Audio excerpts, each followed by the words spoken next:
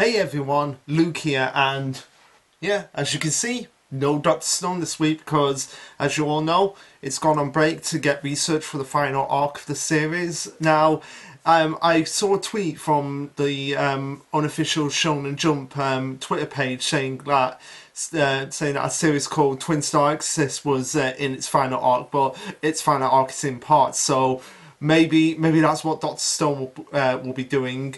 With its final arc. Who knows? Be nice if that actually happened. But anyway, so Dr. Stone will be back next week. So I figured, what could I do in the meantime? And I decided, as I said last week, that I would be doing Mission Yozakura Family Chapter 100. Big milestone for it. Big milestone for it as a series. And it's a series that I love just as much as Dr. Stone. So I figured, hey, why not talk about it, especially since there's two chapters this week. There's chapter 100 and then there's a bonus chapter that the author did to celebrate the fact that it's 102 years of the series. So let's give a round of applause to it and let's just dive right into these chapters. Now with Mission Yozakura Family, the chapters are called the mission. So this will be Mission 100, titled Father and Children. Now, where it is in the story at the moment, Taiyo, the main character of the series, has gotten his silver spy pass, so now he's able to go and talk to the doctor that was basically the leader of the enemy organization, to try and get some answers out of him. Like, hey, what's going on with the head of the Yozakura family, the first head of the Yozakura family? He's trying to get some answers out of him.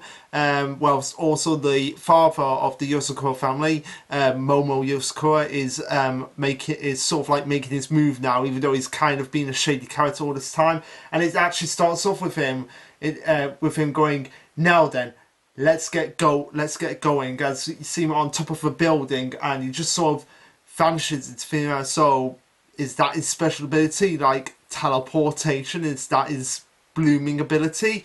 Who knows? But anyway, colour page this week is quite an interesting one because it shows all the Yozakuras plus Taiyo basically on a sofa together in various different outfits. But Kengo, I guess he considers himself the king of the family, considering he has the crown on it. Although interesting enough, IE is not in this, and that's kind of weird considering she's sort of like kind of the family right now, kind of like the small adopted child of the family. But anyway, I digress. Pretty interesting colour page. So the actual chapter starts off. It actually starts getting going with everyone being there to wish Tai off, because basically what it is like, okay, Tai is going to go and talk to the doctor himself, but by himself, and trying to get some answers out of him without everyone actually being there. As he says, as we have Futaba saying, if anything comes up right away, we'll all come flying. Yeah, put that in the back of your minds for the end of this chapter. But anyway, Taiyo's like, oh, don't worry, nothing weird is gonna happen here. Yeah, Taiyo, you're part of the Yozakura family now. You should know that something bad is gonna happen. But anyway, as he makes himself down to the underground circuit where the doctor's being held in custody, it mentions that Taiyo said he wants to do this alone. The whole reason he got his silver rank license was so that he could actually talk to the doctor, and the doctor is there, obviously waiting for him. So he kind of expected Taiyo to actually be coming at this point. As he goes, how very peculiar! I can see her inside of you. As we get the caption, Makoto Kawashita, former executive of the criminal organization Tampopo, former director of the Imperial Liberation Kawashita Medical Office. It continues on by saying this was her idea. So he's basically referring to the first head of the Yozakura family, like this was all her idea, because it seems to be like she's kind of inside Taiyo, both in a figurative and a literal sense, as you'll soon find out. As Taiyo is staring down Makoto, he says to him, "I have a message for you from Tsubomi to end everything. Please kill me," because Tsubomi, the first head of the Yozakura family, has been in kind of like a comatose state, being kind of kept alive way past her natural lifespan, and she's kind of like basically in physical pain, like she just wants to end it all. And this is when Makoto says, Ah, I see. The flowers have bloomed from you too, haven't they? I don't know why I'm doing this voice Makoto. Just I don't know why. But anyway, we're gonna continue on with it. The summon in Subumi's blood is currently unlike that of her descendants. It's fiendish. It does grant power to its souls, but in exchange, it drains them. It drains them completely. So I guess the summonings in Sumumi's blood. Yeah. So basically, in Sumumi's blood, she has these like things that kind of give her extraordinary powers, but at the cost of her own basic energy and lifespan being completely drained away. And every single one of the individuals that he has admissioned it to in the past, basically the doctor has been using her blood to like experiment on people, and after a while, basically after a week, they've all not made it past the week. So like, yeah, basically failed experiments in his eyes. And he continues on by saying, I fooled myself into thinking it was okay with various treatments, but with circumstances as they are now, I can't even do that. Very soon I will die. So he's kind of like accepting the fact that he's gonna die at this point, and there's really nothing he can do about it, as it was the curse of this blood, and it barred the thanks even to that founder. As we get a flashback of him doing a sort of experiment on, I want to say it's a test subject here, although it's kind of hard to tell. He goes on to say, her body maintained a miraculous balance, but even if it broke down, it was hell. The power to ruin her body and the power to heal it. The opposing forces were feigning for control and accelerating. They were warping her and remake it. Okay, so it was Subumi that he was kind of experimenting on her, and it was kind of going haywire, and kind of her body was kind of like fighting with each other in terms of fighting for control and accelerating and warping her and making her. So it's kind of like trying to get a miraculous balance, but it was kind of like warping her body and kind of like destroying her from the inside out. As we get more into a flashback for the two of them going, with Subumi going, I can't remember anything. The name of the mountain where I was born, the colour of the flowers that I like. Meeting with you, Doctor. What I have instead is increasing hunger and suffering. So it's kind of like, okay, the experiments that he's been doing on her have actually been making her more suffering and being in more pain, which, can you really blame her for that? I mean, he is being a pretty sick individual. If you've read the previous arcs before chapter 100, you know just how sick of an individual Makoto actually is. Continuing on with the flashback, Makoto goes on, and Makoto and Subumi go on and say that they talked about a future in which she could become a normal human, and she wouldn't be able to see it, and she wouldn't be able to die, and that she would go on living with her continuing no longer to be herself. So in a way, it's kind of tragic for the first head of the Yozakura family, the fact that she can't really be a normal human, and she can only dream about it. And that's quite sad when you think about it. The fact that everyone around her is dying like a normal human, and yet she's stuck in this like basically catatonic state, sort of alive but not really alive in the sense of normality. If that makes sense. They continue on and say, this is an area in which even if one wants to live, one can't. Whereas you cannot die even if you want to. There's not much difference, but far in the future, if we continue to do research on your body, when you become an empty shell, perhaps you may be able to rest in peace.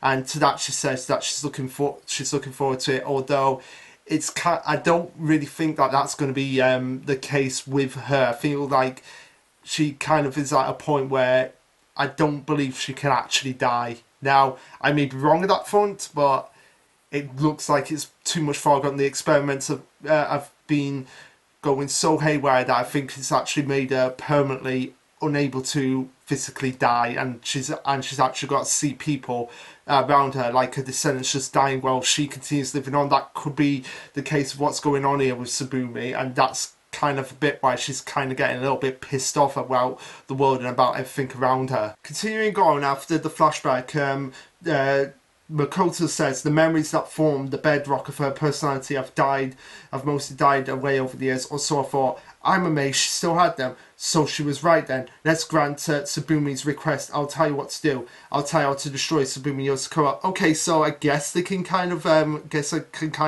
lay her spirit or soul to rest, but maybe this will be part of Makoto's plan. Like he's actually trying to do this just to manipulate and get under Tayu's skin and get him to see the way that he sees things. That could be the case as well, or maybe I'm just being completely wrong here and this theory is just going to get completely blown out of the water.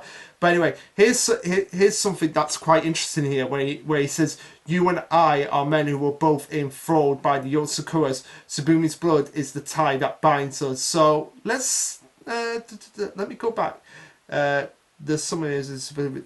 Yeah, so it's quite interesting here how they both have a connection because they both have Tsubumi's blood in it, which explains why he was able to recreate the blooming effects that all the Yozakuras have. So yeah, that's quite interesting. But even more interesting is the fact that he goes on to say, let us lift this curse bond. The book of buds, you cannot read them. It's a colourless ink made from Tsubumi's blood. You need a special power to read them, and that power is exactly what the profuse blooming of 10,000 flowers is. An older and greater awakening than any blooming. In the end, I was unable to learn how to conquer that ability and make use of it. It is essential in destroying Tsubumi, but it's a double-edged sword. While Tsubumi's blood does give rise to great power, it also ends up resonating. Just as you and Tsubumi are connected, and as I was able to sense the connection between you, those who share the blood also share their thoughts. So I guess everybody, now that they have Tsubumi's blood in, because they're all part of the Yozakura family, they all can have the same thought. They can also share the same thoughts between each other, and they can also kind of sense each other. So maybe not just the Yozakura kids that are now, but like Momo, Ban, his wife, all the previous generation before them, they all could be connected and they could all share the same thoughts, and maybe that will lead to some conflict and tensions down the line. We just never know, but it all seems to come back to the first head of the Yozakura family, Tsubumi, and we have no idea. We have very little idea of like exactly why this is the case. Basically, I mean, we've got an idea, it's because of the blood and everything, but exactly what makes her blood special, for the fact that it's the first Yozakura family head. But not only that, we get this quite interesting thing here, where we have this woman here by saying a gust of wind. I'm curious, does this woman have Tsubumi's blood in her as well? But anyway, continuing on. It's probably just the receptionist at the prison that is housing Makoto. Anyway, Makoto goes on to say he's probably aware that we're meeting and talking like this. Besides you and I, who have been given Tsubumi's blood, no, more than that. He's, as we see Momo appear behind Tayu, kind of in a similar manner to when Lewis appeared behind Emma in Promised Neverland. And Momo says that's quite enough. Before Makoto says, "You have sharp eyes, taking the trouble to shut me up, even though I have so little time left to live." And Momo counters by saying it's still too soon for him. It's premature. Okay, so what are your plans, Momo? Like, I have some theories, like maybe he's trying to be like all for one, like trying to steal all the blooming abilities for himself. And I'll explain why in a second. But Tayo is just shaken up by this. It's like, where did he come from? As Momo says, Kawashita, it's your self-righteous towards making you do this. You're the one. Before he counts by saying that Momo is the one who's self-righteous, and before Momo can even interact, Tayu basically just is like, screw you, father-in-law, just tries to punch him. But Momo catches wind of this and I think he's able to counter this, although it's quite hard to do, quite hard to make heads or tails of it. Before he goes on and says, "Very good, Tayo. You're much faster now," which makes sense from all the training he has. Because if anyone who's been reading Mission Yozakura for a long time knows that the first time Tayo and Momo actually met, all Momo had to do was put his hand on Tayu, and basically Tayu just erupted with blood.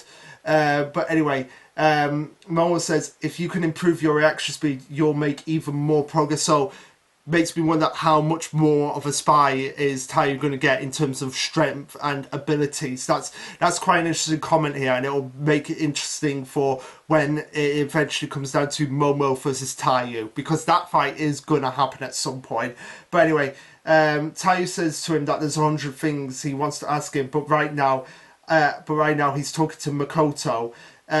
So just leave for now. And in true to what Fubuta said at the beginning of the chapter, all the Yozakura kids minus Mutsumi are there, and that's where the chapter ends. So pretty interesting chapter for chapter 100. I mean, we didn't get a lot of progress in terms of like what is so special about the Yozakura family, but other than the fact that we have the blood that connects every member of the Yozakura family, both figuratively and literally, because they can all pretty much sense each other. It's kind of like the Ryatsu from Bleach, if you really think about that. Like, people can actually sense, like, it with Ryatsu, like, oh, this person is still alive. Like, others who have the same blood as Tsubumi can actually sense each other around, and it makes me wonder exactly how many other people out there have this blood in them, because if Makoto can have it, basically anyone can have it. So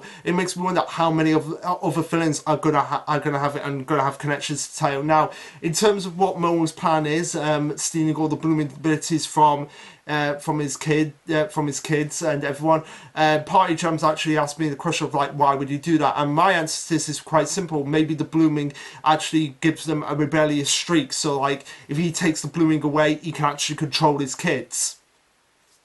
That's the best explanation I can think of what his plan is. Maybe he wants to control them so that he can dominate the spy world with his army of kids at his disposal, so his beck and call. But anyway, we'll see about that. So yeah, that was chapter 100. And now we're going to move on to what I consider the better chapter this week, because it involves the cutest little cinnamon bun ever.